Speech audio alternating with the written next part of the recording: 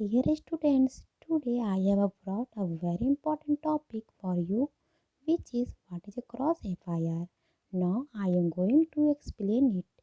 In the case of cross FIR regarding the same subject matter, opposite parties file FIR against each other. In such case, High Court will not go for quashing the one of them FIR, rather it will be joined to FIR together. It will be directed by the investigating officer to investigate the case in a single investigation. Now students मैं इस topic को through example समझाना चाहूँगी ताकि आपको इस topic में कोई भी डाउट्स ना हो और सारे कॉन्सेप्ट क्लियर हो जाए। मान लीजिए ए और बी दो पार्टीज है, दोनों ने एक दूसरे के खिलाफ कोई ऑफेंस करा।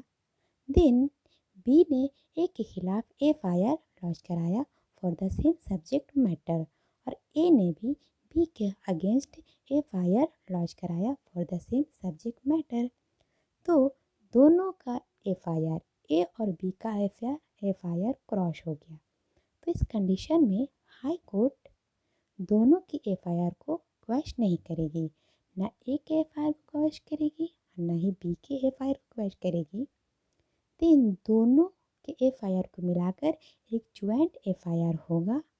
उस ज्वाइंट FIR के बेसिस पे इन्वेस्टिगेटिंग ऑफिसर पूरे केस का इन्वेस्टिगेशन करेंगे एक सिंगल इन्वेस्टिगेशन पे। मैं आपको और क्लियर कर देती हूँ, बी के केस के लिए कोई अलग इन्वेस्टिगेशन नहीं होगा, ना ए के केस के लिए कोई अलग इन्वेस्टिगेशन होगा। जो दोनों FIR मिलाकर एक ज्वाइंट FIR हुआ है, इसी ज्वाइंट FIR के बेसिस पे इन्वेस्टिगेटिंग ऑफिसर एक सिंगल इन्वेस्टिगेशन में पूरे केस का होल केस का एक इन्वेस्टिगेशन करेगी। मैं उम्मीद करती हूँ friends and my dear students, ये वीडियो आप लोगों के लिए बहुत ही इम्पोर्टेंट है और वेरी हेल्पफुल होगा।